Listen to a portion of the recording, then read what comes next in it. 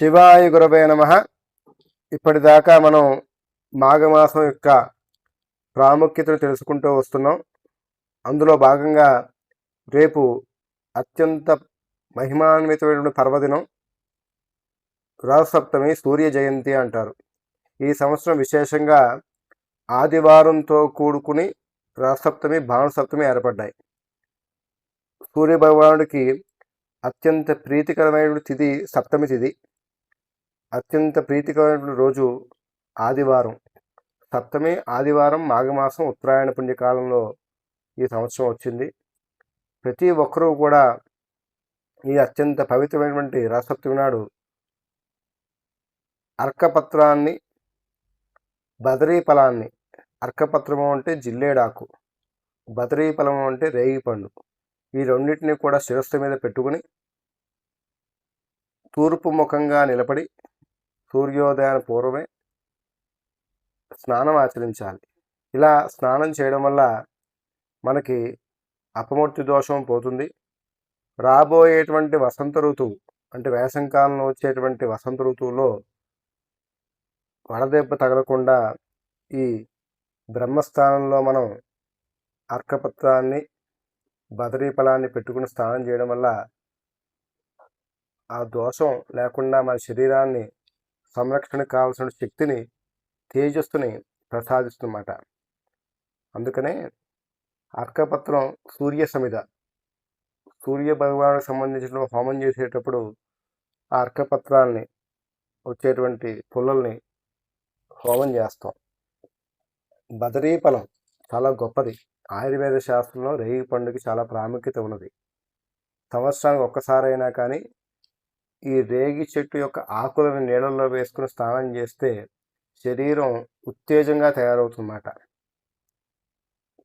మనకి శరీరానికి కావాల్సిన పోషకాలన్నీ కూడా ఆ రేగి చెట్లో ఉన్నాయి. అందుకనే బదరీ క్షేత్రంలో బద్రీనారాయణ స్వామికి ఆ రేగి పళ్ళని నివేదన చేస్తారు. శ్రీరామచంద్రమూర్తి దర్శనానంతరం శబరి మొట్టమొదటిగా పెట్టిన ఫలం ఏదయ్యా అంటే బదరీ ఫలం, రేగి పండుని పెట్టింది ఆవిడ. రేగి పండుని ముట్టుకుంటే శరీరానికి సంబంధించినటువంటి చర్మ వ్యాధులు ఏవైతే ఉంటాయో అవన్నీ పోతాయి అని చెప్పి ఆయుర్వేద శాస్త్రం చెప్తోంది. ఈ సూర్య భగవానుడు ఉత్తరాయణ పుణ్యకాలంలో మాఘమాసంలో సప్తమి తిథి నాడు ఆవిర్భవించాడు. అదే పర్వదినం నాడు అత్యంత పరమ భక్తుడైనటువంటి సత్రాజిత్ మహారాజు గారికి సూర్య భగవానుడు ఎంతో విలువైనటువంటి శమంతక మణిని ఇచ్చేటువంటి పర్వదినం కూడా రేపే.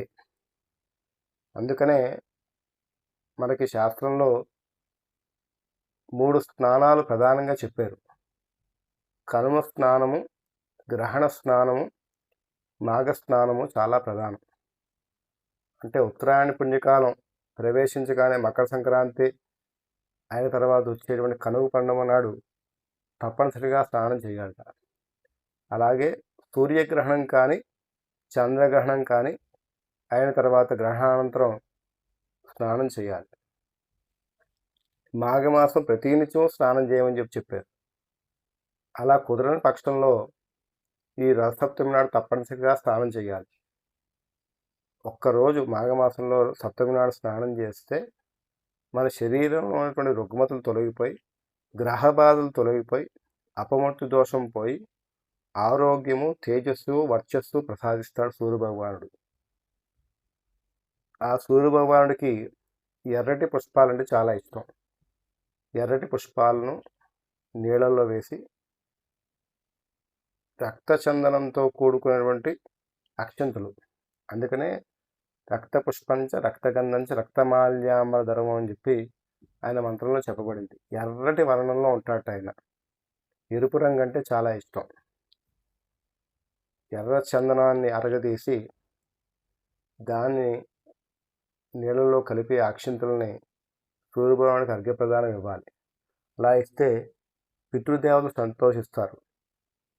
మాఘమాసంలో చేసేటువంటి ప్రతి వైదిక, ధార్మిక, ఆధ్యాత్మిక పూజలు ఏవైతే ఉంటాయో అవన్నీ కూడా సూర్యానుగ్రహం పరిపూర్ణంగా లభిస్తుంది.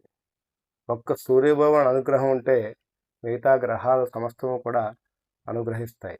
గ్రహరాజు అయిన నక్షత్ర జ్యోతిర్మండల స్వరూపుడు సూర్యభగవానుడు. అలాంటి సూర్యభగవానుడు పుట్టినటువంటి పరమ పవిత్రమైన రోజు రథసప్తమి. ఈ సంవత్సరం ఆదివారం వచ్చింది. ఆదివారంతో కూడుకున్న సప్తమి నాడు కనీసం ఇది చేయలేకపోయినా అర్కపత్రాన్ని బదరీ ఫలాన్ని పెట్టుకుని స్నానం చేస్తే చాలు. ఓం సూర్యనారాయణ దేవాయ నమః, ఓం భాస్కరాయ నమః, ఓం దివాకరాయ నమః అని చెప్పి ప్రతి ఒక్కరూ కూడా సూర్యోదయ సమయంలో స్నానం చేస్తూ ఈ మంత్రాన్ని చెప్పుకోవచ్చు. ఇవి చెప్పలేకపోయినా కానీ గంగా గంగా గంగా అని 3 సార్లు అనుకుని స్నానం చేస్తే గంగా నదిలో స్నానం చేసిన ఫలితం లభిస్తుంది. ఇది పద్మపురాణాంతర్గతమైన మాఘపురాణంలో ఉత్తరఖండంలో చెప్పబడింది. మనకి వేదం అన్నీ కూడా ఇచ్చింది. దాన్ని ఎలా సద్వినియోగం చేసుకోవాలో కూడా చెప్పింది.